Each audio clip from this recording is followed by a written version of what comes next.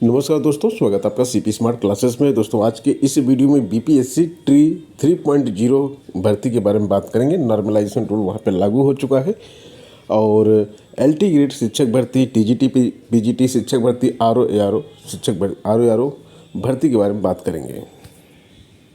सबसे पहले बिहार में बीपीएससी के माध्यम से तृतीय अध्यापक नियुक्ति परीक्षा जो है वो आज से शुरू हो रही है। 1 घंटे पहले आपको परीक्षा में पहुंचना है, तभी आपको प्रवेश मिलेगा। 22 जुलाई को 27 जिलों के 404 परीक्षा केंद्रों पर एकल पारी में दोपहर 12 से 2 बजे तक परीक्षा कराई जाएगी।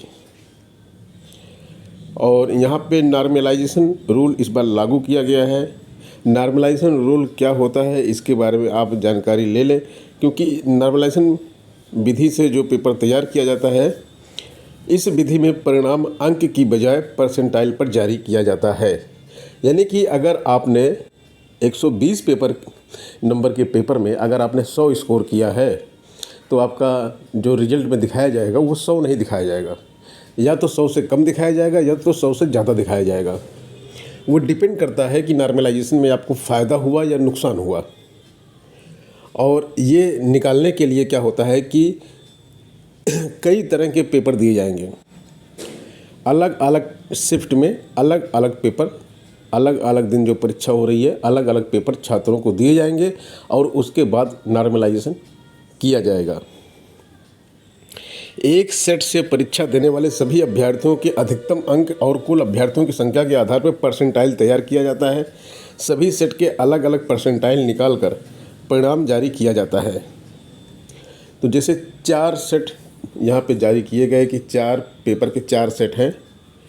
पहले सेट से परीक्षा दिया कुछ लोगों ने, दूसरे सेट से कुछ लोगों ने दिया, तीसरे सेट से कुछ लोगों ने दिया, चौथे से कुछ लोगों ने दिया। अब आपको मान लीजिए दूसरा सेट मिला, आप इस यहाँ के कैंडिडेट हैं और कोई दूसरा कैंडिडेट यहाँ पे है, पहले सेट से उसने एग्ज़ाम दिया है। तो अगर पहला सेट आसान होगा तो नॉर्मलाइजेशन में आपके नंबर कम हो जाएंगे। मतलब आप 100 पाए थे, हो सकता है कि 98, 97, 96 या 90 हो जाए आपका।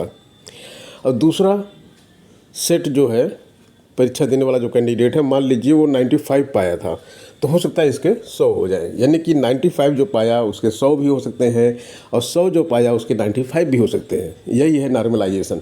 क्योंकि सेकंड शिफ्ट का पेपर टफ था, फर्स्ट शिफ्ट का पेपर आसान था। अब पेपर आसान था और टफ था, इसका फैसला कैसे किया जाएगा? जिस सेट में लोग ज़्यादा स्कोर करेंगे उसको आसान माना जाएगा, जिस सेट में कम स्कोर करेंगे स्टूडेंट उसको टफ माना जाएगा।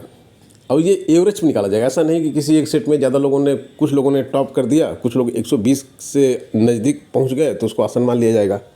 एवरेज निकाला जाएगा। तो ये थोड़ा सा टिपिकल रिजल्ट होता है। तो आपको जब रिजल्ट जारी किया जाएगा तो आपको नॉर्मलाइज्ड स्कोर जारी किया जाएगा। नॉर्मलाइज्ड स्कोर की बेस पे आपका रिजल्ट बाद में निकाला जाएगा। इसको आगे आने वाले अन्य वीडियोस में अच्छी तरह से समझेंगे। और जिन छात्रों को कोई क्वेश्चन है कि नॉर्मलाइजेशन पे एक अलग से वीडियो क्यों ना बनाया जाए, तो उसके बारे में आप कमेंट बॉक्स में कमेंट कर दीजिएगा, तो अलग से वीडियो बना के समझा देंगे। आरओ एआरओ भर्ती में 16 के खिलाफ आरोप पत्र दाखिल किया गया है। आरओ एआरओ भर्ती परीक्षा का पर्चा लीक कराने में एसटीएफ ने गुरुवार को 3 मास्टरमाइंड राजीव नयन मिश्रा, सुभाष प्रकाश और डॉक्टर शरद कुमार पटेल समेत 16 अभियुक्तों के खिलाफ पहली चार्जशीट कोर्ट में दाखिल कर दी है। प्रयागराज कोर्ट में दाखिल यह चार्जशीट 2000 पेज की है। इसमें 34 गवाहों के बयान को साक्ष्य के तौर पे दिखाया गया है।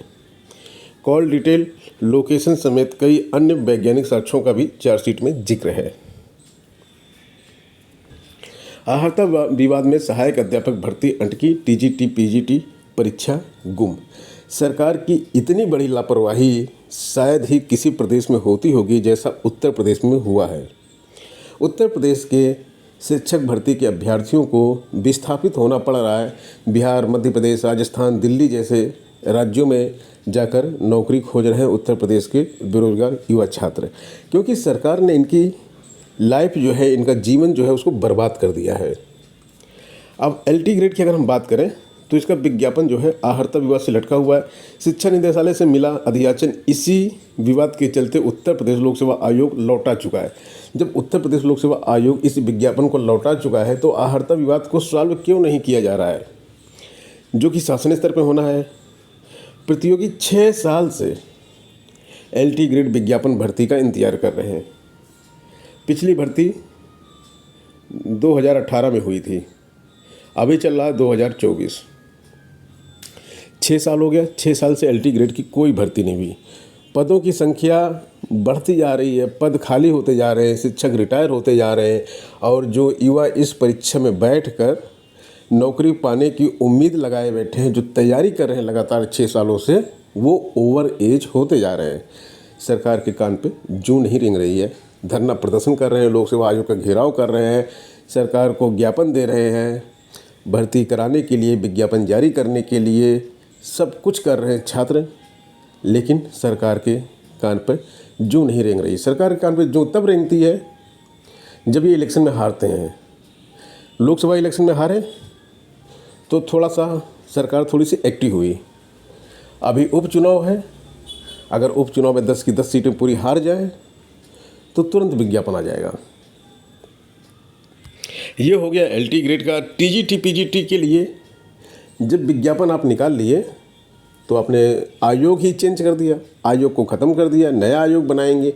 विज्ञापन निकालने से पहले ये काम करना चाहिए था, नहीं, विज्ञापन निकालने के बाद ये काम करेंगे। फॉर्म भरा लिए और 2021 से 3 साल हो गया, 21 में फॉर्म, 22 में फॉर्म भरा गया था।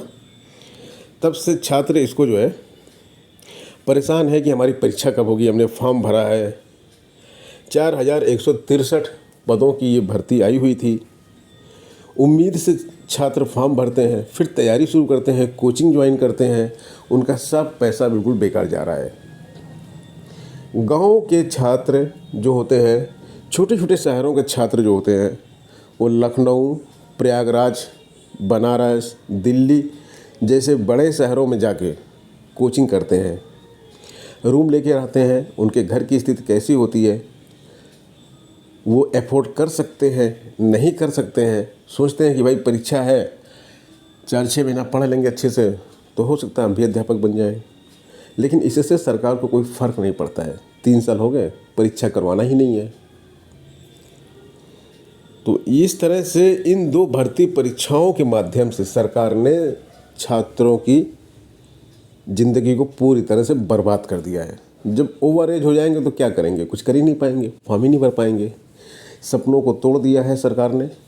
और खाली यही नहीं कि अभी भी सरकार को माफ़ी दी जा सके कि भाई इतना लेट हो गया, अब तो कुछ करो, लेकिन अभी कोई भी चीज़ पॉजिटिव दिख नहीं रही यहाँ पे कि हाँ अभी नहीं किया तो 4 महीने बाद कर लेंगे, 6 महीने बाद कर लेंगे। क्योंकि दोनों ही मामलों में सब कुछ अटका हुआ है, कुछ भी प्रोग्रेस आगे नहीं हो रही है। कभी कभी लगता है कि कुछ प्रोग्रेस होगी और छात्रों को न्याय मिलेगा, उनकी जो वैकेंसी है, चाहे LT ग्रेड की है या फिर TGT PGT की है, परीक्षा का इंतजार कर रहे हैं। इसके साथ एक और परीक्षा है, असिस्टेंट प्रोफेसर की परीक्षा, जिसका भी विज्ञापन 1042 पदों के आसपास जो है विज्ञापन जारी किया गया। 1,14,15,000 स्टूडेंट अप्लाई किए हुए हैं, उसकी भी परीक्षा नहीं होनी है। और रही बात प्राथमिक शिक्षक भर्ती की तो भूल जाइए, प्राथमिक शिक्षक भर्ती तो होना ही नहीं है। टेट का एग्ज़ाम नहीं हो रहा है, प्राथमिक शिक्षक भर्ती नहीं हो रही है। सबसे ज़्यादा रोज़गार इसी फील्ड में मिलता है, शिक्षक भर्ती के माध्यम से। और सरकार ने क्या किया है, पूरी शिक्षक भर्ती बंद कर रखी है। इसी समय बिहार में शिक्षक भर्तियां खूब तेज़ी से हो रही हैं, तो यूपी के छात्र पलायन कर गए हैं और सब के सब बिहार में जाके अपनी किस्मत आजमा रहे हैं। बहुतों की किस्मत वहाँ पे खुल रही है, बहुत सारे लोग वहाँ पे नौकरी कर रहे हैं, अपना घर बार छोड़ के अपने प्रदेश से बाहर रह के नौकरी कर रहे हैं। मजबूर है नौकरी करने के लिए, नौकरी कर नहीं रहे, मजबूर हैं। गलती किसकी है, सरकार की है। तो इसलिए सरकार हमेशा सोच समझ कर बनानी चाहिए। आज के इस वीडियो में इतना ही, मिलते हैं नेक्स्ट वीडियो में। धन्यवाद।